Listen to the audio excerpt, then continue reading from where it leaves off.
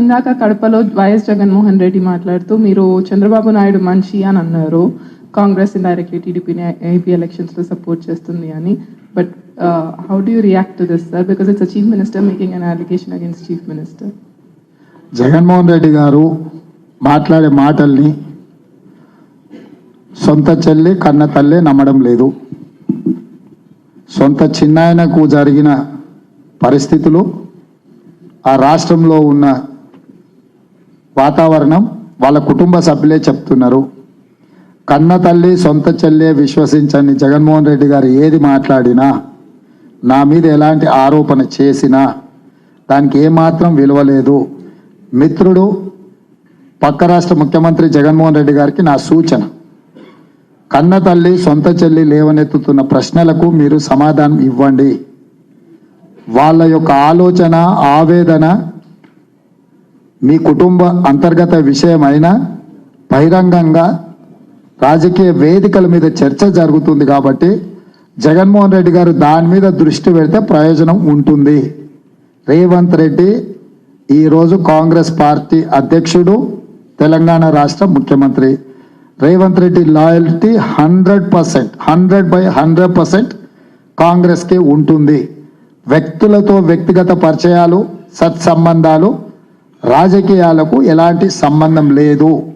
చంద్రబాబు నాయుడు గారి పట్ల నాకు గౌరవం ఉంది కానీ రాజకీయ సంబంధాలు లేవు. వారితో ఉన్న రాజకీయ సంబంధాలను తెంచుకొని 2017 అక్టోబర్ 31 నాడు కాంగ్రెస్ పార్టీలో నేను చేరిన. నేను ఇప్పుడు కాంగ్రెస్ పార్టీకి బాధ్యత వహిస్తా. షర్మిల ఆంధ్రప్రదేశ్ కాంగ్రెస్ పార్టీ అధ్యక్షురాలు. ఖచ్చితంగా షర్మిల నాయకత్వాన్ని బలోపేతం చేయడానికి, ఆంధ్రప్రదేశ్లో కాంగ్రెస్ని గెలిపించడానికి నా వంతు సహకారం ఉంటుంది. కాబట్టి వారు కుటుంబ సమస్యల్ని పరిష్కరించే దాని మీద మనసు పెడితే బాగుంటుందని నేను సూచన చేస్తున్న వారికి. సీఎం గారు, నేను మధు అండి, ఆర్టీవీ నుంచి. బీజేపీ నుంచి వస్తున్నటువంటి ఎక్కువ అలిగేషన్లో ప్రధానంగా ఈరోజు ప్రధాని కూడా మాట్లాడారు. హైదరాబాద్లో మాట్లాడుతూ కాంగ్రెస్ అధికారంలోకి వస్తే ఆర్టికల్ 370ని మళ్ళీ పునరుద్ధరిస్తుంది, తర్వాత యూసీసీని ఇంప్లిమెంట్ కాకుండా చేస్తుంది, తర్వాత ట్రిపుల్ తలాక్ని మళ్ళీ లాగూన్ చేస్తుంది. ఈ రకంగా ఉంది సిచ్యువేషన్ అంటుంది. మరొకటి దీనికి యాడ్ అని ఏంటంటే హైదరాబాద్ ఎంపీ అభ్యర్థి గురించి మాట్లాడారు. కాంగ్రెస్ ఎంపీ అభ్యర్థి గురించి అసదుద్దీన్ ఓవైసీని గెలిపించడానికి బలహీనమైనటువంటి అభ్యర్థిని కాంగ్రెస్ పార్టీ నిల్చోబెట్టింది అనేటువంటిది మాట్లాడారు. ఈ రెండింటి పైన ప్లీజ్.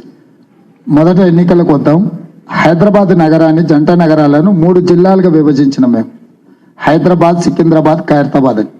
ఖైరతాబాద్ జిల్లా అధ్యక్షునికి ఎమ్మెల్యే టికెట్ ఇచ్చినాం, సికింద్రాబాద్ జిల్లా పార్టీ అధ్యక్షునికి రాజ్యసభ ఇచ్చినాం, హైదరాబాద్ జిల్లా అధ్యక్షుడికి హైదరాబాద్ పార్లమెంట్ టికెట్ ఇచ్చినాం. మేము మా పార్టీలో ఉండే నాయకులకు మేము టికెట్లు ఇచ్చినాము. అదే భారతీయ జనతా పార్టీ నాయకులను కాదని ఇచ్చిన టికెట్ హిందువులకు.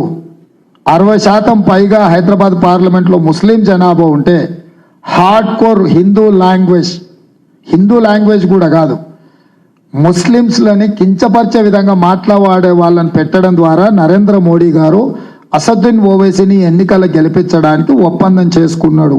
నరేంద్ర మోడీ గారు ఈరోజు అసదుద్దీన్ ఓవైసీ గారిని ముస్లిమ్స్ ఓడించాలని అనుకున్నా ఆ ముస్లిమ్స్ ఓటేయలేని పరిస్థితి నరేంద్ర మోడీ గారు కల్పించిండ్రు.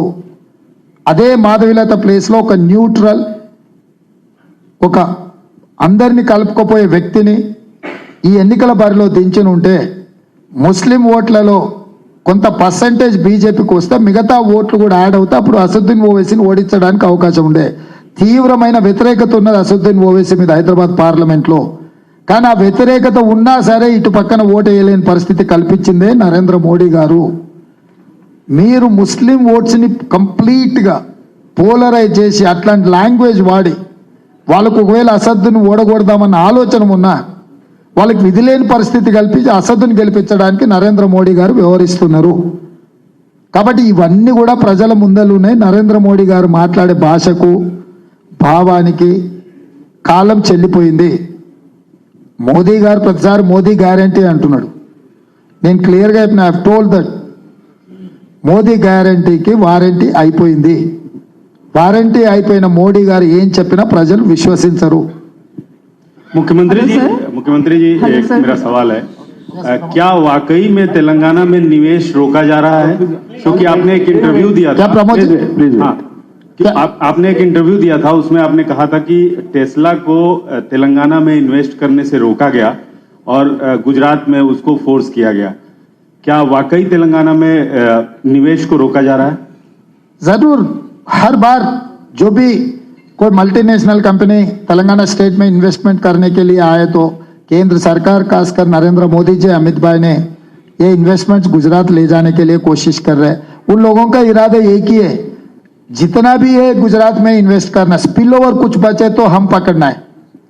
टेस्ला नहीं, उसके साथ साथ भी बहुत सारे हैं। मैं 13 तारीख के बाद पूरा मैं लिस्ट दूंगा जो पहले तेलंगाना इन्वेस्टमेंट करने के लिए इधर आ चुका है, उसके बाद यहाँ छोड़कर गुजरात चले गए, कुछ लोग देश छोड़कर चला गए कि अभी ये केंद्र सरकार से कुछ परमिशन लेना है तो मोदी जी, अमित भाई ने जो कह रहा है वही काम करना है। जो नहीं कर सकता है वो देश छोड़कर जा रहा है। आज के तारीख में जहां तक मुझे पता लग रहा है टेस्ला ने चाइना जाने के लिए कोशिश कर रहा है। Hello, sir. Hi, sir. I'm Kapuli Mukherjee from News 18. And KTR recently said in an interview that you and Rahul Gandhi are issuing contradictory statements. If he's saying that Chaukidar chor hai, you are saying that the PM is Bade Bhai. If he's saying that Adani is bad, you are inviting Adani into the state. If he's saying that the Gujarat development model does not work, you are saying that it is one to follow. So, do you think this will create a confusion in the minds of voters?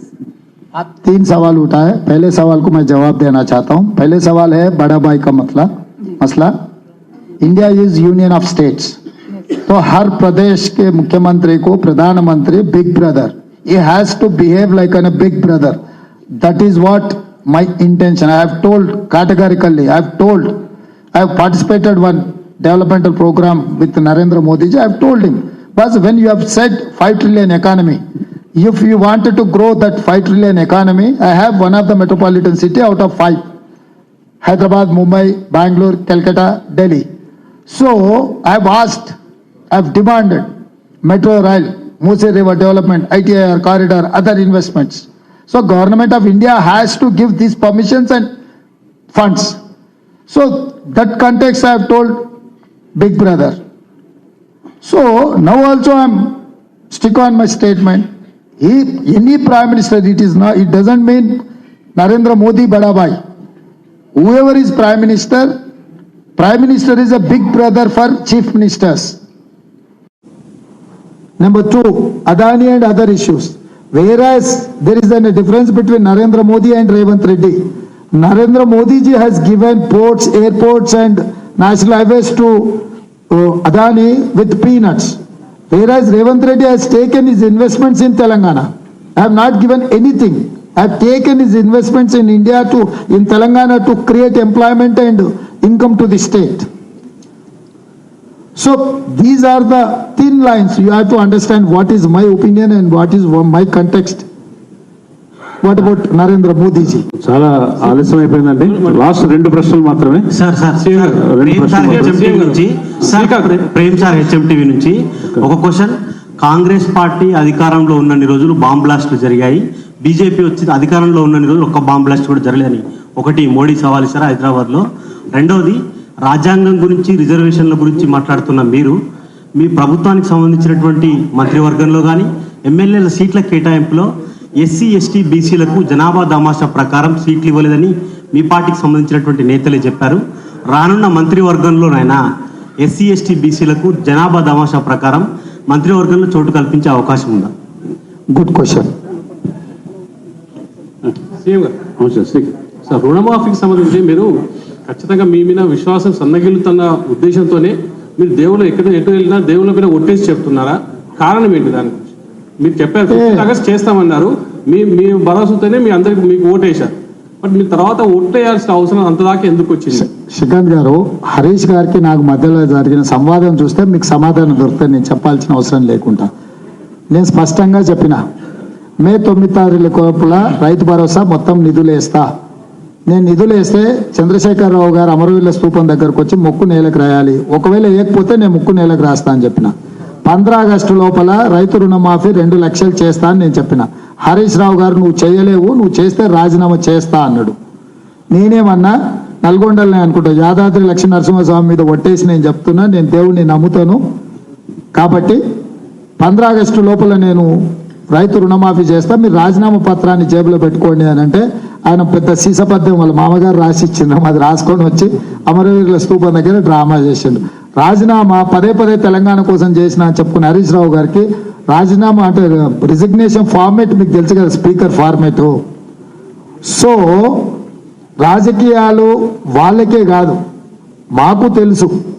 అందుకే నేను ఈరోజు మీ ద్వారా కూడా హరీష్ రావు గారికి సూటిగా చెప్తున్నా, 15 August లోపల నేను రైతు రుణమాఫీ చేసి తీరుతా, రాజీనామా చేసి శాశ్వతంగా ఎన్నికల్లో పోటీ చేయనని హరీష్ రావు గారు మాట ఇచ్చింది. ఆ మాటకు కట్టుబడి ఉండాల్సిందిగా వారిని విజ్ఞప్తి చేస్తున్నా. లాస్ట్ ప్రశ్న అండి, ఒకటే ప్రశ్న. రేవంత్ రెడ్డి గారు ఒక్క నిమిషం. ఇప్పుడు మోడీతో డి అంటే డి అంటున్నారు, భవిష్యత్తులో కేసులు ఎదుర్కోవడానికి సిద్ధంగా ఉన్నారా? 2, మీ ప్రియమైన సిస్టర్ని గెలిపించడానికి ఏపీలో ఎందుకు పర్యటించలేదు? ఆవిడే పెద్ద నాయకురాలు, ఆవిడనే 175 మంది ఎమ్మెల్యేలను గెలిపించే ప్రయత్నం చేస్తుంది. ఆవిడని గెలిపించడానికి రాహుల్ గాంధీ గారు ఆ రాష్ట్ర పర్యటనకి వెళ్తున్నారు. నాకు నా రాష్ట్రంలో 17 మంది పార్లమెంటు సభ్యులను గెలిపించే బాధ్యత నా మీద ఉన్నది. మా కార్యక్రమాలు ఏఐసిసి మానిటరింగ్ చేస్తుంది, ఎవరు ఎక్కడికి వెళ్ళాలి, ఎవరు ఎక్కడ ఎన్నికల ప్రచారం చేయాలా అనేది. కాబట్టి పార్టీ ఆదేశాల మేరకే మేము పనిచేయడం జరుగుతుంది. సార్ కొండల్ రెడ్డి సార్, నియోజకవర్గాల విభజన అన్నది దక్షిణాది కత్తిలా వేలాడుతుంది అంటున్నారు. ఎటు రేపు ఇండియా గవర్నమెంట్ వస్తుంది అని అంటున్నారు, ఎటు మోడీ దిగిపోతున్నారు. మీ విధానం ఎలా ఉండబోతున్నది ఒకటి. రెండోది 9 లక్షల కోట్లు తెలంగాణకి ఇస్తే మీరు లేని గుడ్డును గాడిద గుడ్డును తీసుకొచ్చి ప్రజలకు చెప్తున్నారు అంటున్నారు, బాధపడుతుంది. ఇప్పుడు ఈ పునర్విభజన అనేది ప్రమాదకరంగా ఉంది. మోడీ వస్తే అది మెడ మీద కత్తి అని చెప్పినాం. అందుకే ఇండియా కూటమి రావాల్సిందే అని చెప్తున్నాం. పూర్తి స్థాయిలో చర్చించి దామాషా ప్రకారం ఏ రాష్ట్రాలలో ఎన్ని సీట్లు ఉన్నాయో ఆ ప్రాతిపదికన పెంచే ప్రతిపాదన తెచ్చినప్పుడు సౌత్ కు నష్టం జరగదు.